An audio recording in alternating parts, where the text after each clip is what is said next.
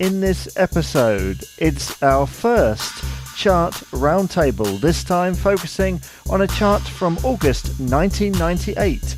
Then roundtable regular Hayley is our guest in the Empty Compartment. That's all to come on the 90s and Noughties UK podcast, a podcast on UK pop culture of the 90s and 2000s. This is Jamie Dyer saying welcome to the show.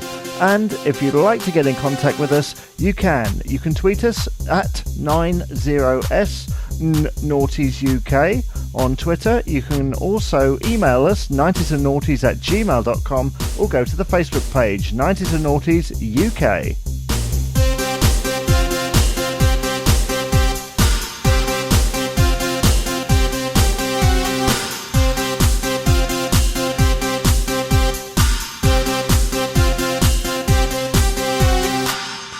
Wow, what a packed show we have for you today. Later, roundtable regular Hayley is my guest in the Empty Compartment as we discuss all manner of things 90s and noughties. But first, it's the first ever chart roundtable, and I had such great fun with Chris and Tanya recording this. So here it is right now on the podcast.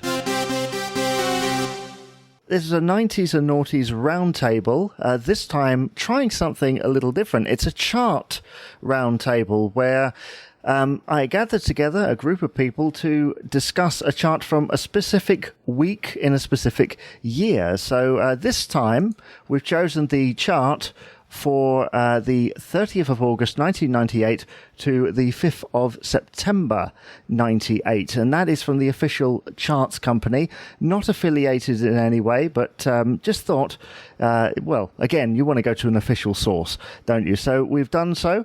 And thank you to Chris and Tanya for joining us today on this first one. What we shall do is we're going to be looking at the top 20 from this week. I will read out from 20 to 1, and whenever anyone has anything that they have to say about it, just jump in. And that's myself included. So yeah, now that I know, let's start, shall we? It was a new entry in this particular week at 20 with Eyes Don't Lie by Truce, which I have to admit I have absolutely no memory of whatsoever. And judging by the look of the other participants, neither did you. So I listened to it, and I think there are very, very small elements that I can kind of remember. But it just goes to prove that this song wasn't big enough. If all three of us are saying, hang on, we're not too sure about it, it clearly wasn't an impact. But I think we've got to kind of take credit for it getting to the top 20, because obviously with these charts in that era, you had to sell a lot of records and actually sell the physical copies. No downloads. No downloads to actually get into the top 20. So although it's a bit of a shame we can't remember a song that, hit into the top 20, but I think obviously, being R&B styled, I love the 90s because this chart, especially as we go through it, it's a really good collection of the different styles in the 90s, because it kind of, the music goes in kind of eras. And I feel that, there was a big R&B presence in the 90s. And this is one of the songs that reflects that R&B. But unfortunately, just a little bit forgettable, really. And plus, it was a girl group, Truce. I don't remember them. And 90s had so many great girl bands. Obviously, you've got Spice Girls and Bewitched. I used to like them, and Destiny's Child, and probably loads I'm not thinking about. I don't know, Eternal, Honeys, which I think are in this chart. So they were competing. I guess there was a market already, wasn't there? There was already the head competition. But I think going back to what you were saying, Chris, about it being an interesting week. I wonder that's why you chose it, Jamie, actually, because I was a big fan of 1996 Britpop, and there's still some bands trickling into the charts in 98.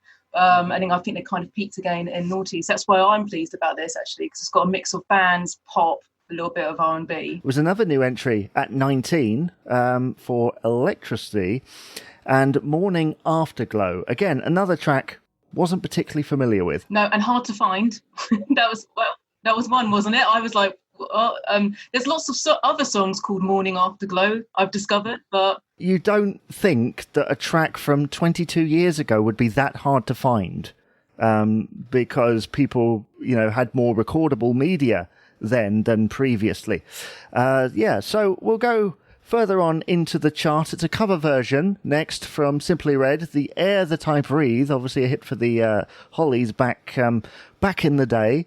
And this is one that I do remember. Chris is kind of shaking his head here. I'm wondering, did you like it? I love The Air That I Breathe, the Hollies version, as you just mentioned. Absolutely love it. Think it is a classic song. I know it wasn't the Hollies. There was a few people who had it beforehand, but everybody remembers the Hollies for doing that song. And, I love Simply Red. I think they're great. Just this cover, it just didn't do anything with the song. I think if you're going to cover a song, you want to reinvent it. You want to create something new, a new spin on it. But this just didn't do anything to it. I mean, obviously, it got into the top 20, but maybe that was because of the name, not so much as the song. But yeah, I just wasn't inspired by the cover. That may upset a few Simply Red fans, but not a fan. They're switching off as we speak, Chris. They're like, right, what does he know? I felt exactly the same way. I don't remember the cover, and I'm a bit skeptical, as you said, about cover versions anyway. Do they ever better the original? Is it worth doing? And I thought the backing noise and the kind of music they used was dreadful, actually. So yeah, again, just insulting more Simply Red fans now, aren't we? Yeah, I think that was pretty much the era where a lot of older bands and artists were starting to record more cover versions. It was almost like a marketing ploy. Speaking personally, a couple of years previously, Status Quo did exactly the same thing, where they made an album of covers. It was the time for doing that. But the number 17 in this chart was a new band that came at ya, as it were.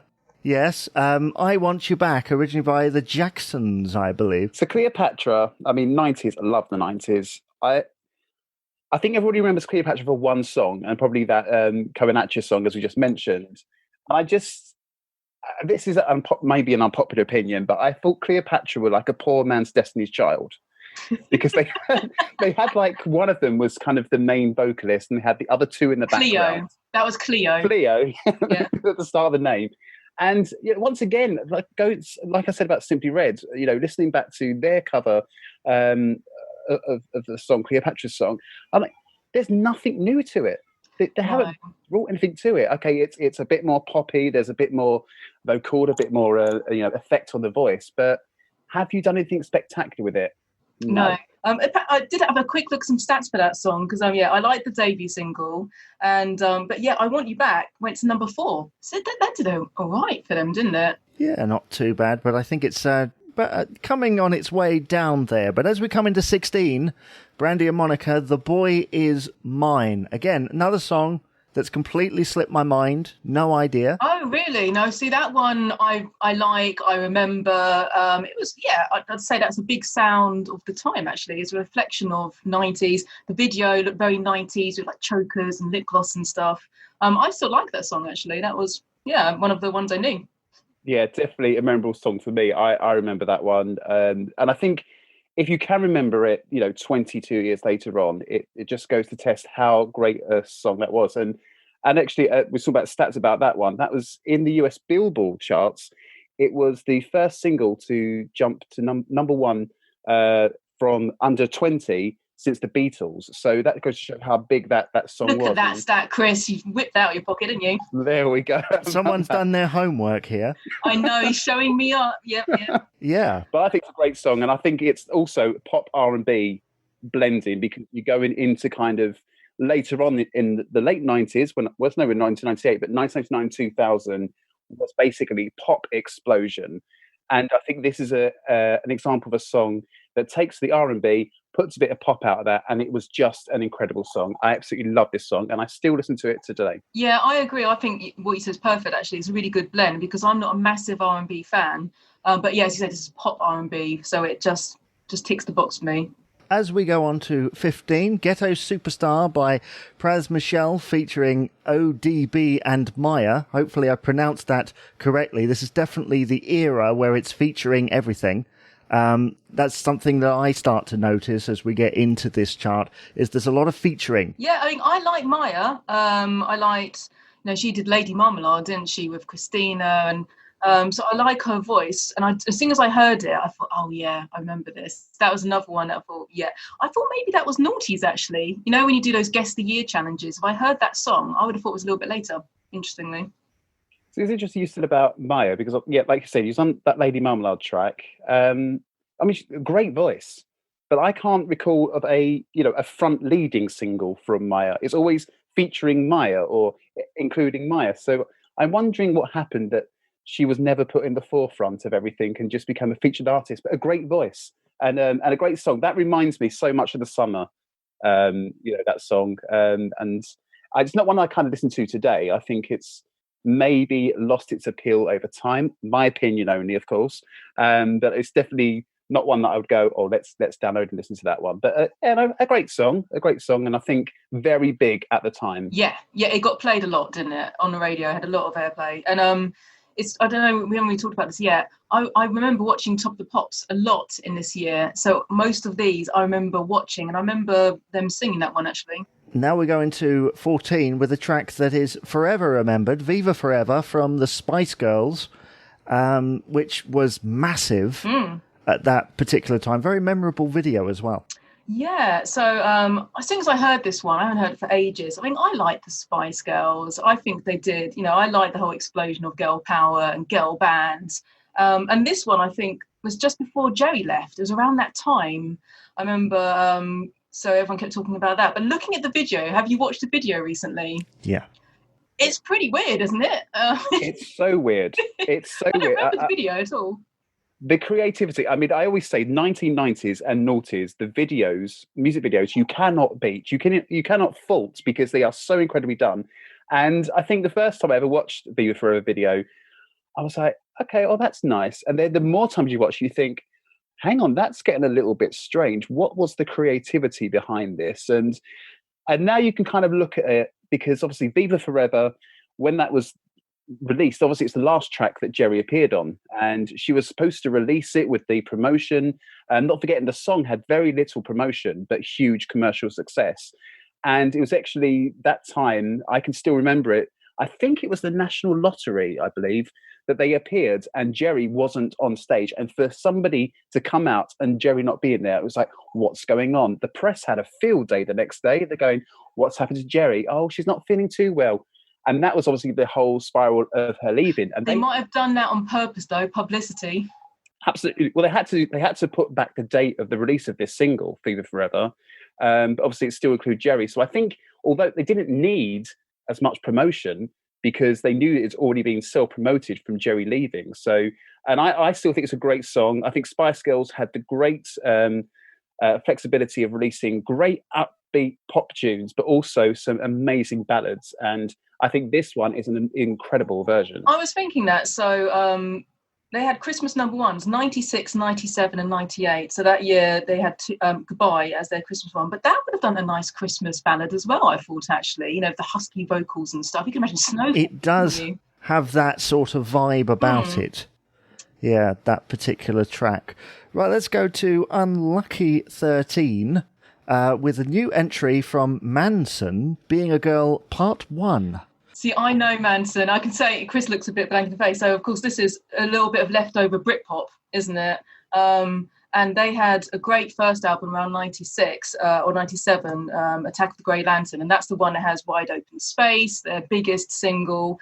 And Being a Girl, I'm quite surprised they did so well in the charts, actually, because they weren't a huge band, were they, around this time? I mean, I like them, but I don't know. What do you think, Chris? Do you remember them? Well, I mean, I'd never heard of them before. Oh, really? Absolutely no, me not. neither. Really? I watched it because this song is about 2 minutes long, isn't it? This Part 1. And I did some research on them, and yeah, it's okay. But I didn't realise they had 17 singles, and I can't even recall one of them. So not Wide Open Space. I love not even Wide Open Space. That's their biggest one. I really like them. It's funny, isn't it? It's just I suppose how bands go out there, and you obviously tune into a band or an artist, and then as soon as you've heard them once, you kind of know all their songs. But if you've never really heard them, I mean, talking about my mum, I say, "Oh, this song's come up by this artist," and she goes, "Who? Yeah. Who's this?" And how can you not know this artist? Yes, it's what you're used to or what you've been exposed to. Yeah, that makes sense. I'm pleased that we're talking about a good mix in the charts. I'm pleased they're there because at least they're representing a different sort of music and sound, kind of rock, kind of punky actually a little bit as well. Yeah, I like the different genres. We're already so far. We're not even halfway through the charts. So we're talking about pop, R&B. We're talking about Britpop. We're talking about everything. And I know there's probably some other different genres coming up. And I just think it's a great decade, isn't it? Great decade of music. Definitely wouldn't get bored. Well, certainly at this time, we're sort of in the crossover period between that Britpop, as Tanya said, into the more sort of pop and dance period. Now, I'll read the next two entries and take us into the top 10. So down 7 places at 12, we had All the Real Good Time. Then 11, Mysterious Times from Sash featuring Tina Cousins. She was just killing time doing that at that particular moment. Pun there, well intended. And then a new entry at number 10 from Madonna, Drowned World, in brackets, Substitute for Love. Yeah, new entry there. What do we think? Sorry, I can't just say, I know when it's number 10, just a really quick thing on number 11. I told you, his eyes lit up at that. Oh, I know. It is a tune, and I still hear that on the radio today. So that is a song that definitely has tested, and it's a great song. So I could not say anything about that. I feel the opposite. So for me, I'm not a big fan of dancey music. So I heard it, I thought, oh, my head hurts. And I thought, what else does Sash do? And I was looking, and they all sound very similar to me. And I know I sound very old saying that. It's just noise. It's just loud music. But Stay? No? Oh, I love Stay. Loves the whole Sash, La Primavera. Sorry, I'm letting down, Chris. Sorry, we were getting on so well. Is this the end? You're like that. Well, I mean, as you can tell, I'm more excited about number 11 than I am number 10, that Madonna song. I know there's lots of Madonna fans, but I listened to it earlier. No. Terrible. I mean, I'm a massive Madonna fan, but more 80s Madonna. And this was from her Ray of Light album, wasn't it? But Strange Choice is the first song of that album. And why would you start with that one? It did have Ray of Light and Frozen, and I like Frozen, that was good. But I'm surprised the song did so well. It went in at number 10. I guess it's because she's such a huge artist and people were really excited. But when you listen to her albums like True Blue from 86, that's a brilliant album. Every song's really good. And I thought this song, I did remember it, but it had a long intro. It's like a minute, 10 seconds in when she started singing. It's like, get on with it. I know, I absolutely agree with you. I think they built a campaign on this because I think the tour was named after this song. Oh. And I think even the tour opened up with this song. But I mean, I would have been very disappointed if I'd bought a ticket and started watching that. I may have walked out and went to get a Coca-Cola because I was that young. But, yeah, exactly. But no, just not really memorable. No. At all. Madonna in that period was a little bit like Kylie about a year later, where she was kind of having a resurgence after a while. Kylie did better. Didn't Kylie do better with the hot gold hot pants and spinning around in that bar, whatever she was doing? That's the thing. I think her 90s career was so much better than Madonna's. I'm not saying Madonna, who is a better artist, but I think in the 90s, I thought Kylie did really well. And I think, some of the Madonna songs just weren't as good. Yeah, well. Controversial. On that, let's move on to number 9, down 5 places. Sweetbox, Everything's Gonna Be All Right. Samples Ahoy in that one. Yeah. I remember the classical music. As soon as I heard it, I thought, that's all I felt, to be honest. I've heard it. I thought, I remember it. I mean, I would never have known it was Sweetbox. I feel like I should remember this for quizzes. I don't remember that name at all. This song, and correct me if I'm wrong, was it not covered a little bit later on? I get the title confused because when I hear Everything's Going to Be All Right, I'm sure E17 did something similar. Is it the same? Is it a different song, or is it different kind of same lyrics? But different song. Isn't it a different song, isn't it? Yeah. All right, everything's going to be all right. That one was that was E17. Well, that's the one I remember because I don't really remember Sweetbox. So and all I remember is the classical music sample. Yeah, that's what I remembered from actually. Let's go down to number 8. To the Moon and Back, Savage Garden. One of my favourites from them. Better than Truly, Madly, Deeply, in my opinion. Yeah, absolutely. So it made number one, didn't it? And I think it's a great pop song. I really liked it, and I think it's better than Truly Mad and Deeply. And I like the lyric because people say, "Oh, I love you to the moon and back." The fly you to the moon and back. Oh yeah, even now I'd hear that and probably still enjoy it. I think a good radio song, good pop song. Yeah, I remember listening to this one quite a lot when it was released, and I love his voice. It's Darren Hayes, isn't it?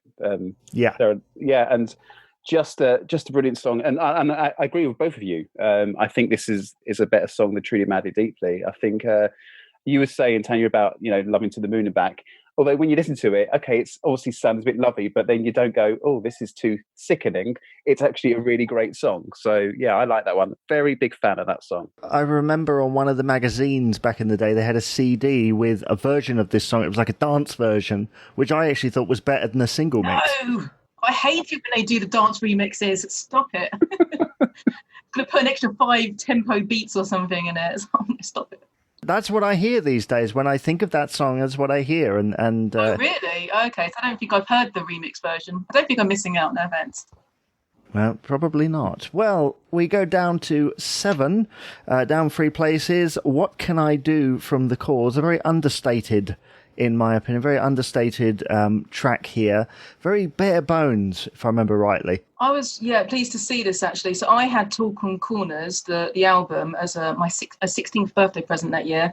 And I thought it was a great album. And that single was really nice. Again, for some reason, I was trying to find it. And there's a Tintin Out version. I don't know when that came out. So it took me a while to find the proper version. But I don't know if you remember, and I always remember weird kind of like showbizy stuff. Robbie Williams really wanted to go out, the lead singer.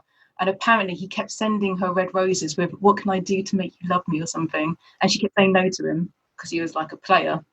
That's what I remembered from that. Oh, I don't blame her.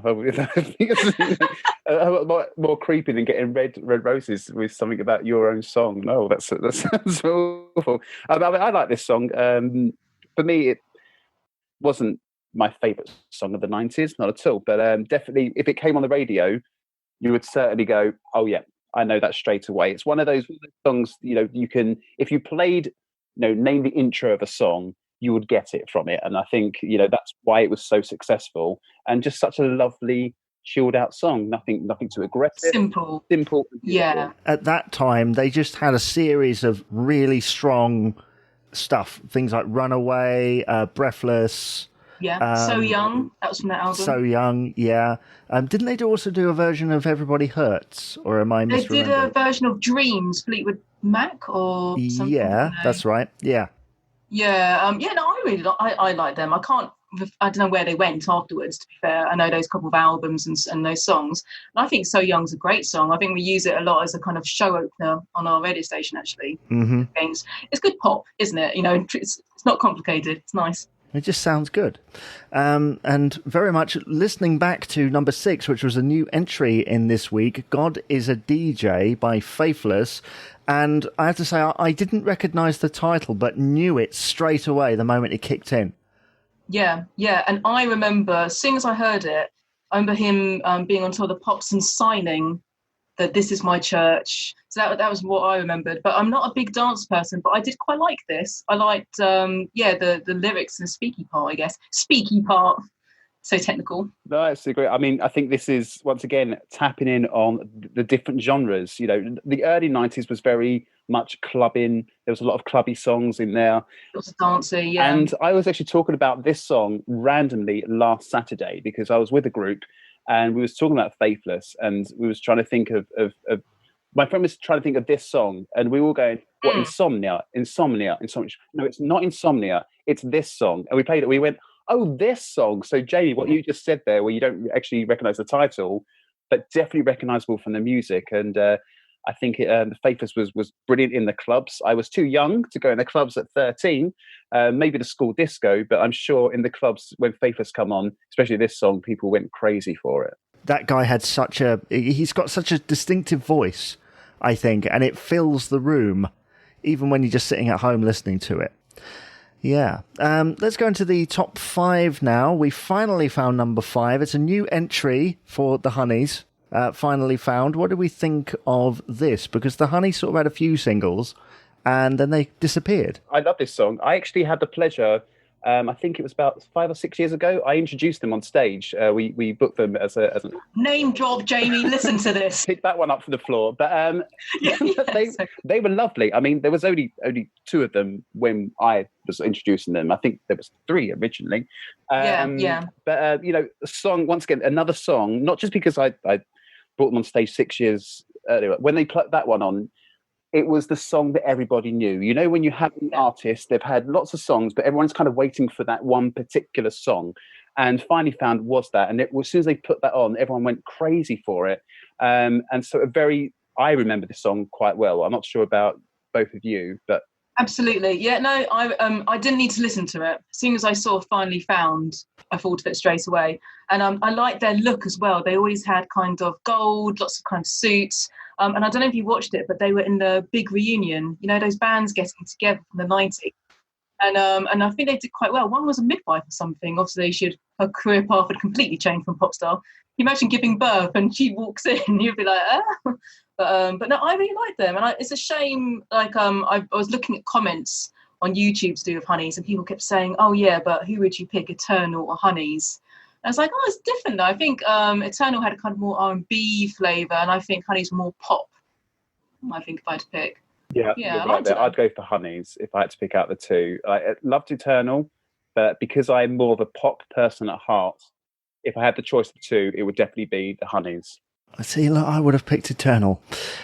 But there we are. So yeah, we're going to number 4 now, and a right banger here for Stardust, and Music Sounds Better With You. Now, when I first started on the radio, I think I played this practically every show because it just sounds good through speakers. Yeah, I mean, we talked about before, I'm not a big dance music fan, but I thought the production was brilliant, good bass, and memorable. Yeah, and I think now you can still play it really easily. I don't know what Stardust did afterwards. But... When you read out a title of a song and you try to stop yourself from singing along to it, this is definitely one of those things, because even when you just introduce Music Sounds Better, I just did it then, Better With You, you kind of want to go into it. You went into the rhythm. And I love this. I think it was, if I can say, very overplayed when this first came out. Oh yeah, completely. Great banger of a tune. And I kind of lost respect for it because I thought, like any song, okay, it's this song again, it's quite samey. And then it kind of dipped down. But now if I ever hear it, I'm like, this is a tune. Absolutely love it. And I think it's another song that you could put it out now on the radio and it could go with the artist of today. That's my opinion anyway. I think it's a great song. Love it. Yeah, I always compare it to Turn Around by Fats and Small. It's the same vibe as that. Let's go into the top 3 and a former number 1 for Boyzone. And I have to say, I'm a massive Boyzone fan, but this is probably one of the worst songs in my opinion. But there we are. No matter what do we think? Do you know, as soon as I started hearing, I felt a bit sad because of Stephen Gately. I don't know. I just thought that's so tinged with sadness. I mean, at the time, I didn't like it. I think listening to it now, I thought it's okay, very ballady. And I just kept thinking, who was my favourite out of the group? I decided it was Ronan. I went with Ronan in the end. But as a song, yeah, I wasn't that bothered at the time, and surprised it did go to number 1, actually. Yeah. I think I love Boyzone, and I don't think Boyzone could have done anything wrong in the 90s. I think whatever they put out, people were loving. What about those long coats? The long coats? Well, it's fashion, maybe? I don't know. Yeah. Whoever sorted their wardrobe out, I don't know. But I think, before, obviously, because after Boyzone, really, Westlife took over as the Irish, boy bands, etc. And bigger. They were bigger, I think they had more global success being Westlife. But Boyzone, this song I loved. I remember back in the day, and of course, God bless, Stephen Gately obviously passing, but I remember this song, especially as a 13-year-old, because I used to, and I will not do it now, obviously, but used to do impressions of Stephen Gately and Ronan. We used to sing along to it, and I think everybody gave it a little go. Growl. Mm-hmm. Was it the growl? I think everybody did that, yes. I'm good. I'm not alone. And the high pitch, obviously, for Stephen Gately. But yeah, I like this tune.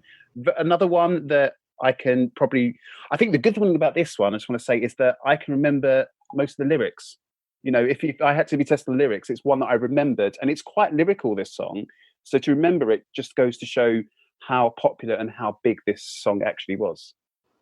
Probably got a lot of airplay, again, if you're remembering all the words. I just felt as a fan that it was like a slight departure because it's a Lloyd Webber, and it's a little bit too musical theatre compared to some of the stuff that Boyzone had done previously. I mean, I'm a massive fan of their first album, which was very mid-90s, half dance, half ballad, and, a couple of covers on there. By this point, I did feel that was it working? But I do recognise that it's one of their most popular songs, and very much like we were saying with the Honeys and Finally Found, whenever they performed this in concert, this was the one that they were waiting for, and it still is. Right, let's go to number 2, and it was a new entry. In fact, we should probably, in this particular instance, announce the 2 and 1, because there were 2 new entries. Obviously, that week, I can imagine young Chris kind of sitting on tenterhooks, wondering if number 2 and 1 were going to be occupied by the right people. Chris looked very excited when you said number 2, so I can guess which one he... I am recreating 1998 now. This is exactly where I was when I had the radio.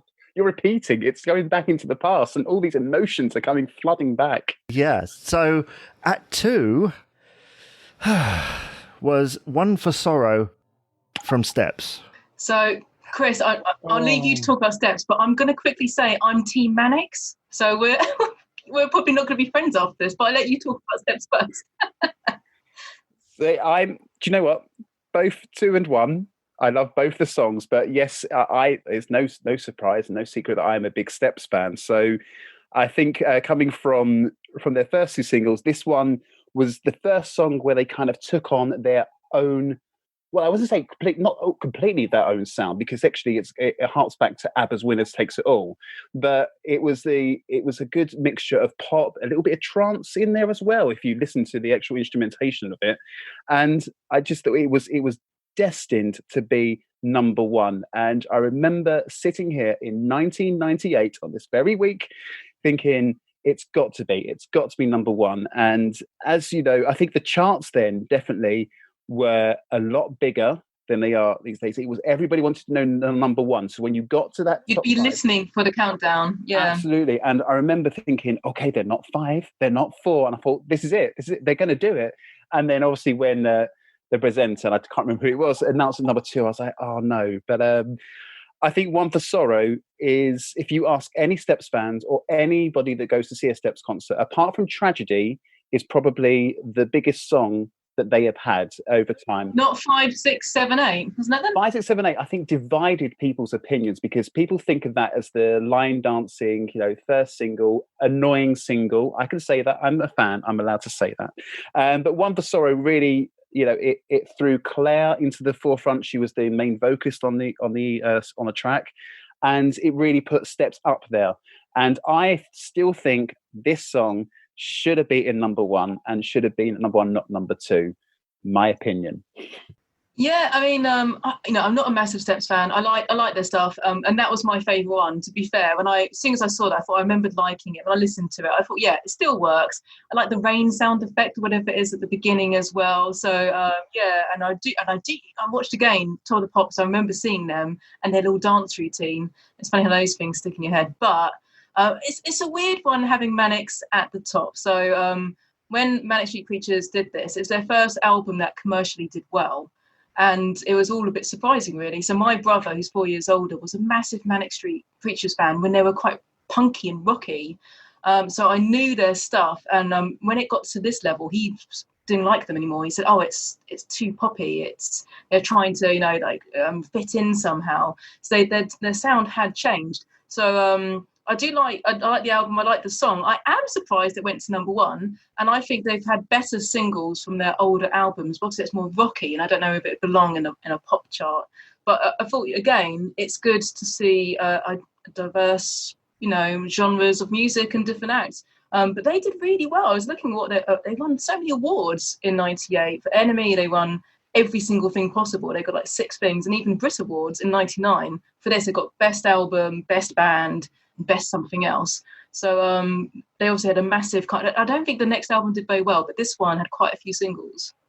Yeah. I think also the song itself. I'm sorry, Chris. I'm sorry. No, as I said, I although I wanted Steps to be number one this week, I can understand why the Manic Street Preachers were number one. I mean, the song. I remember the song, and it's only I think if you listen to it a little bit later on, or if you were really a big fan at that time, you realise just exactly the message behind it, and that the actual lyrics and stuff. I think it's a really powerful song, emotionally as well, and I think it's actually a great song for today. If you think about the subjects that they touch on, and the music video as well speaks volumes. Incredible with the covering of the eyes and covering of the mouth. Well, now with the masks, yeah. But just you're not you get criticised for speaking or seeing what you say, etc. So I really think that song could actually have a resurgence this year. It would be a great time because I think it's a brilliant song, and for that why I'm going to be excited that it did get number one, even if it did beat Steps. Yeah.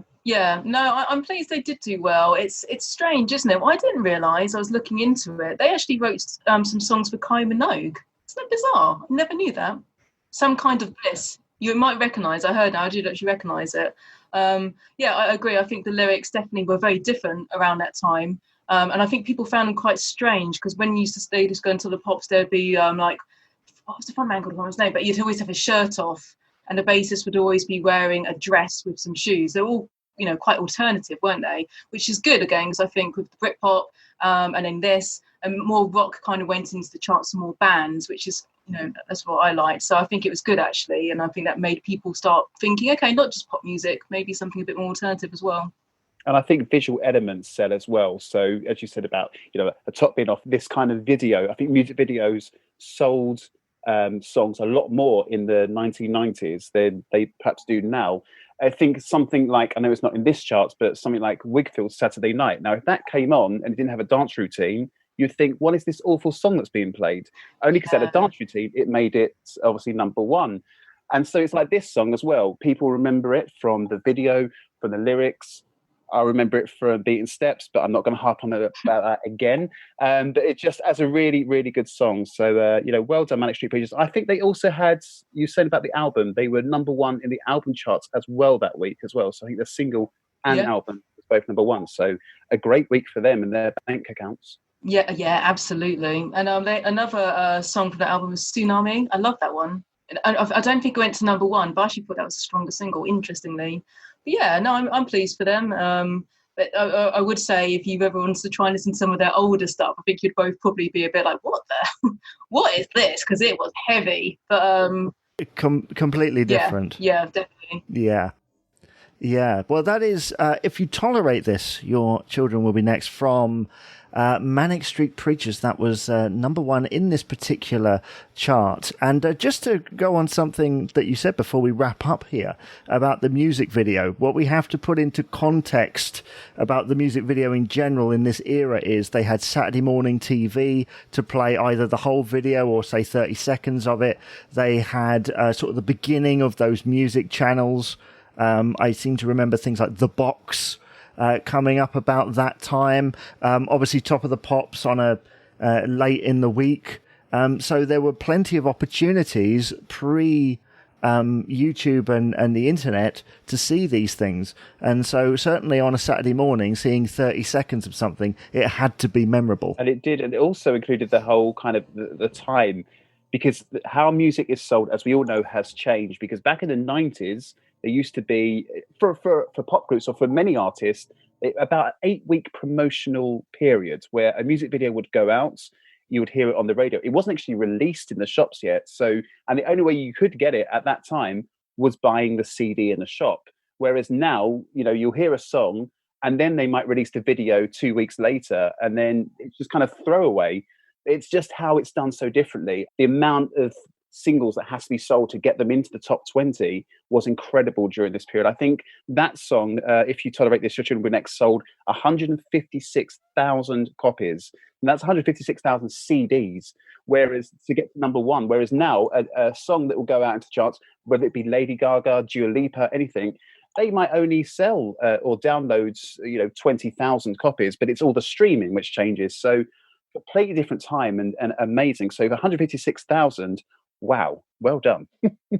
Yeah, it's so interesting. I mean, I guess that's a whole subject itself about the whole music video, because Harry Styles' Watermelon Sugar, obviously people knew it from the album and knew the song, and then he released the video much later after the song's released or something, and then because it was controversial, it then helped the single do well. But it's but I thought when I kept talking about the video, I thought, how, I don't know, and I've never seen, I love Dua Lipa, I never saw any of her videos, because it's not as important now, is it? I don't know. Maybe it's nice to look at YouTube, and it's easier now than when we were younger, and you'd have to wait till you saw on a TV, or sometimes on your CD single you'd have the MP4. Do you remember that? So you could put it in your computer and watch it, and you'd be well chuffed. Be like, that was a thing for a little while. Yeah, it was like the video single or something. Looking at this top 20 from each of you, which is like the one song that stands out to you out of all of those? Okay, so interestingly, the one song. Oh, see, there's so great songs in it, and there's such a mixture of songs that it's difficult. So it's nice when you go back through a charts, but I know I said about Steps, but the song that really stands out for me is Mysterious Times, Sash and Tina Cousins, because because okay. it's still a song I listen to today, 22 years later on, and it's just a great song. That's the one that I'm yes, Mysterious Times. I'm surprised. I thought you were going to say Music Sounds Better With You. That's what I was. Steps. Surely Steps. I was money on that one. I know, but I've had plenty of opportunities to listen to Steps over time, so it's just nice to get these kind of resurgence of the songs from the history. Music Sounds Better With You, yeah, okay, but definitely Mysterious Times. If that comes on now when I'm out, and of course now I'm old enough to go to a club, mainly a bar now these days, if that comes on, I'm like, this is a tune, and I absolutely enjoy it. So where I wouldn't have that same emotion effect with Music Sounds Better Than You. Yeah, well, I will go next here, and I'd probably say To the Moon and Back, Savage Garden. It's one of a trio of their songs, along with I Want You and Truly Madly Deeply, that is just around this period, just wonderful. I love the instrumentation in this particular track, and yeah, that's the one that I looked at and I could hear it instantly. A little bit like you said with Music Sounds Better With You, it's the one that I can hear. What about you, Tanya? So, yeah, I wish I had time to prepare this, but if it's so difficult with these sort of things, because you want to give a cool answer, don't you? Like, oh yeah, I love the Manics, I always say them. But I always think music transports you back to a certain time, and that's why looking at this, I was thinking, where was I? What was I doing? And I'd say the top two that make me think about myself at this age is To the Moon and Back. For whatever reason that is, maybe it's just playing loads, and The Boy Is Mine. I wouldn't even say they're my favourite on that list, but it transports me back to 98, to that summer, spending time with my friends, hearing stuff on the radio, seeing all the music channels we've been talking about. So those two, just because it makes me think of that time, and that's what music's about as well, isn't it? It's got the personal meaning, and it makes you think about what you were doing when you heard that song. Yeah, I definitely concur, and I'm sure Chris does as well with those sentiments. And with that, we bring to a close this 90s and Noughties chart roundtable. And I'd like to say that if anyone would like to come on and basically do this, then please do get in contact with the podcast, because it's great to kind of hear people's memories about a specific week and, go off in all sorts of different directions. So, Chris, Tanya, thank you very much. Thanks for having me. Yeah, great. And once again, thank you to Chris and Tanya for taking part in that chart roundtable, the first one that we've ever done. And if you are listening and you'd like to be a part of a future, just a general roundtable, whatever the subject may be, then please do contact us via email, Twitter and Facebook. I'll tell you those details in a little while. But first, it's time for this.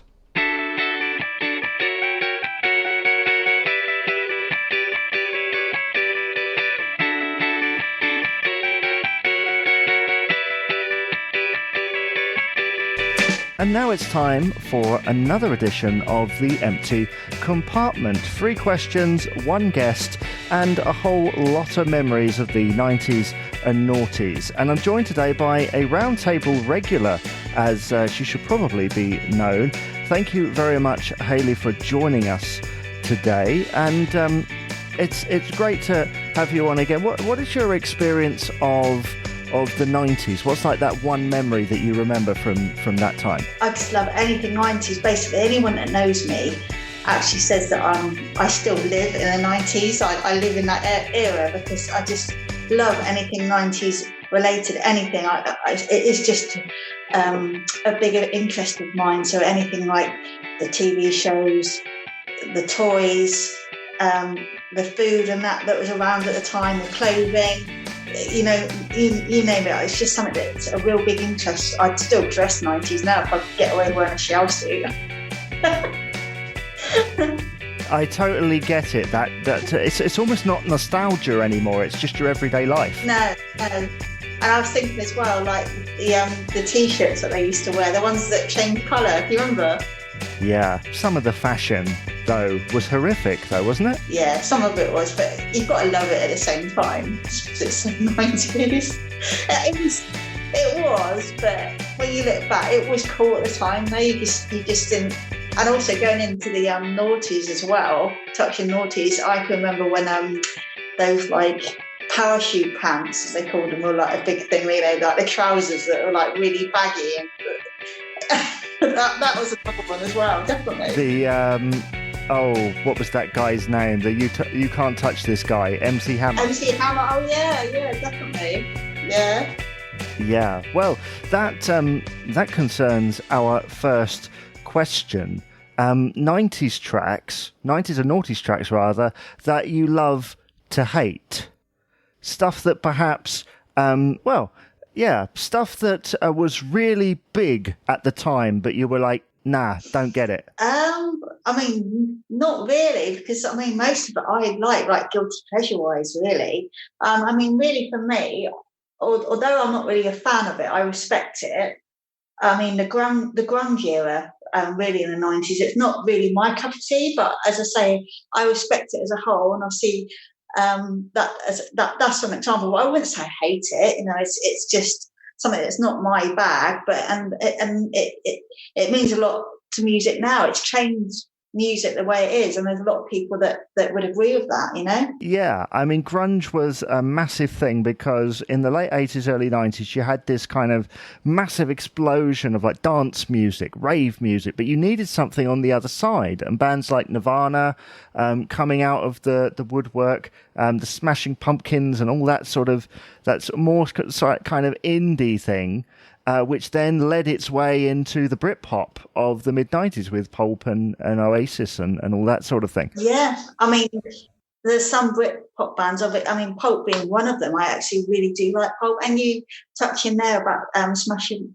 Pumpkins, I actually quite like some of their songs. And, there's some of their songs I actually don't mind. So it's just like, I'd say the more real heavier grunge era, sorry.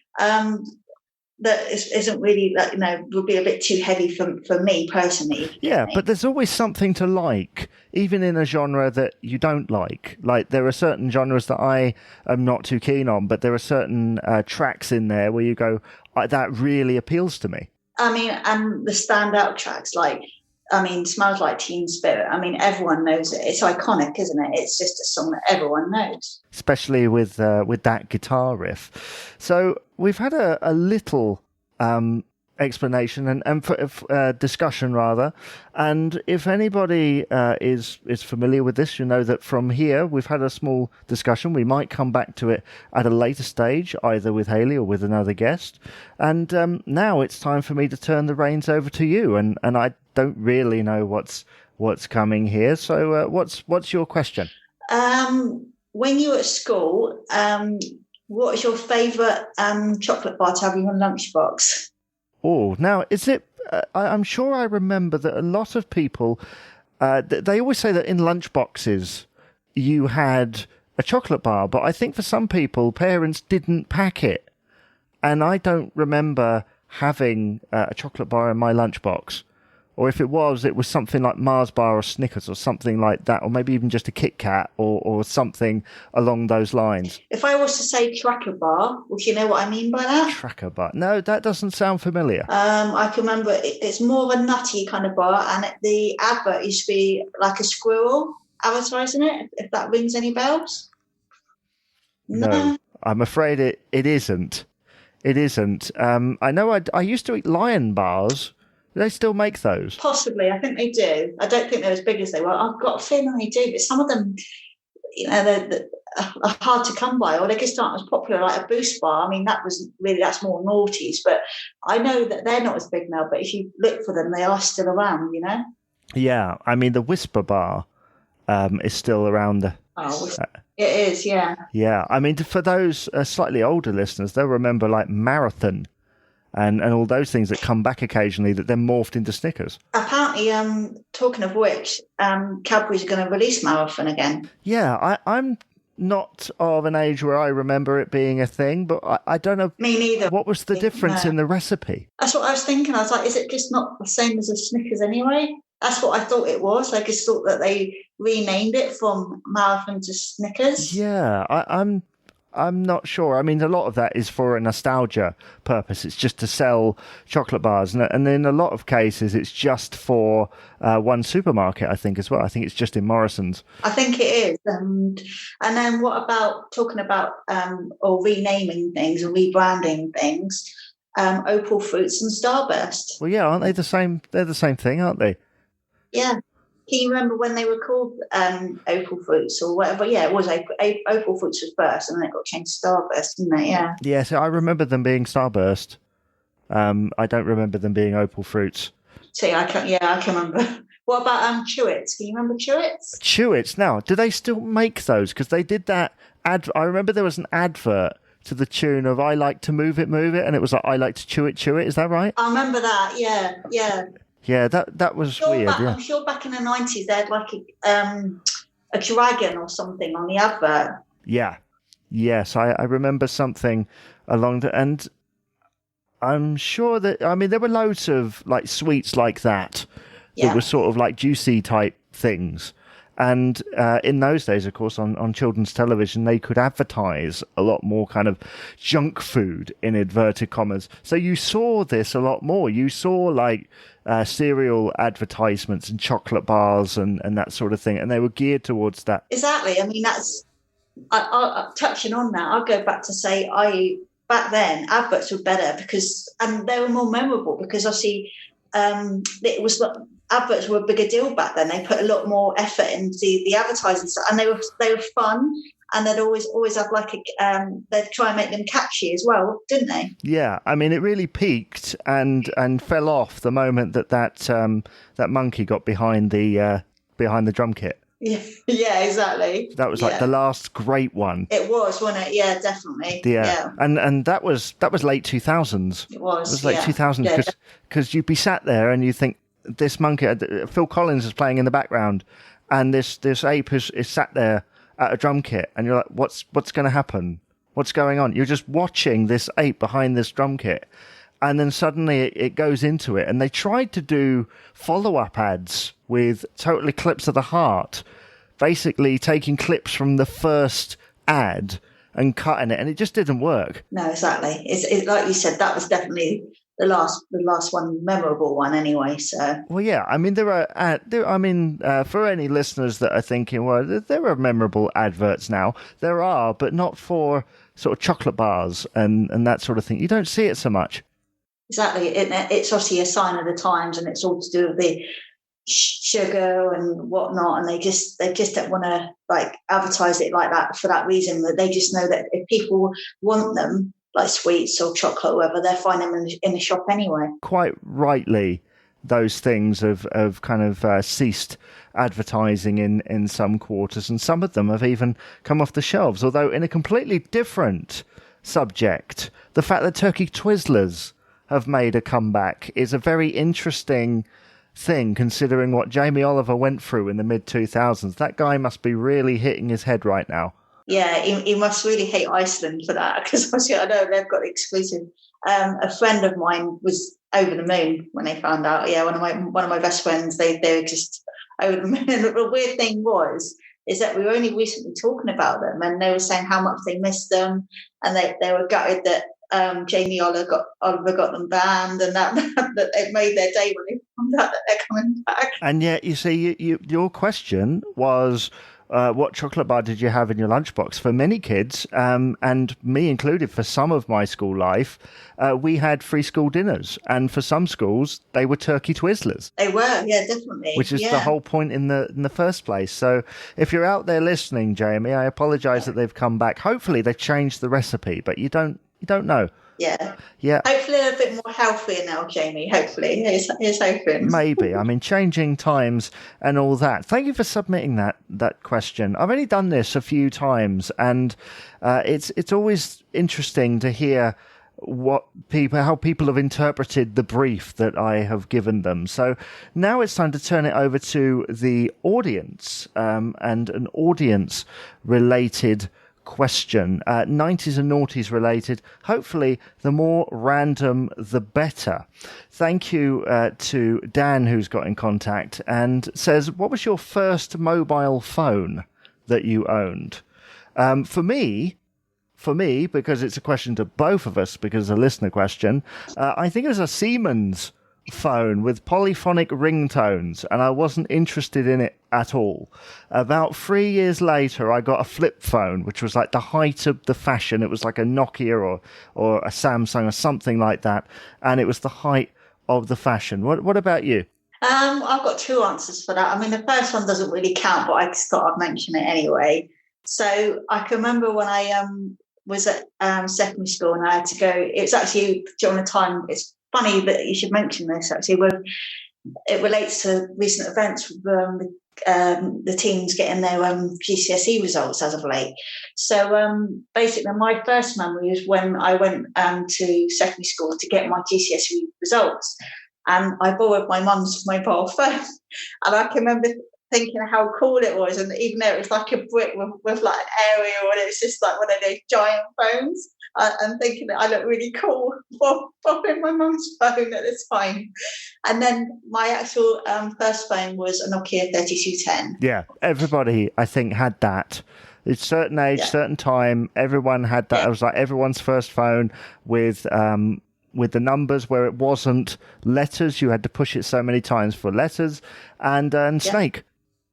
Snake, exactly, yeah.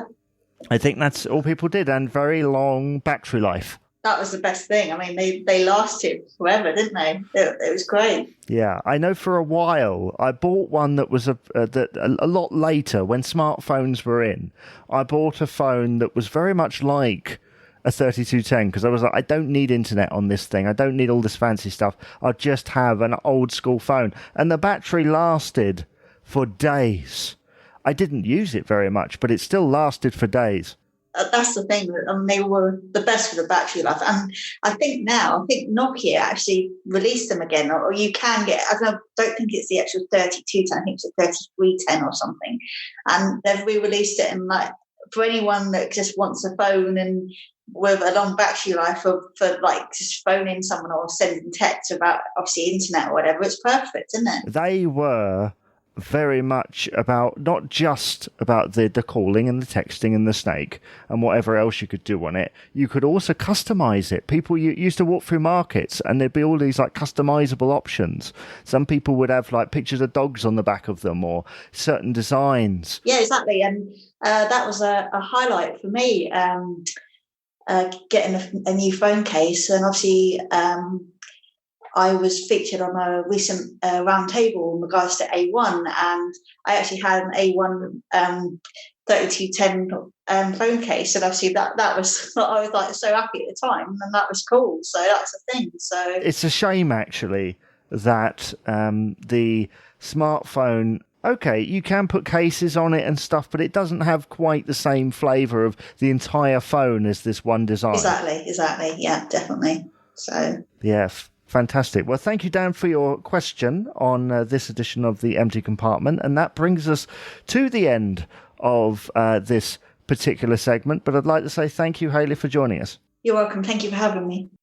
Thank you for listening to the 90s and Noughties UK podcast, a podcast on UK pop culture of the 90s and 2000s with me, Jamie Dyer. Please remember to rate, comment and subscribe on your favourite podcast provider, and if you'd like to get in contact with us, you can tweet us 90s UK on Twitter. You can go to our Facebook page, 90s and Noughties UK. You can also email us at 90esandnoughties@gmail.com. That's 90esandnoughties@gmail.com. This is Jamie Dyer saying thank you very much for listening, and bye-bye for now.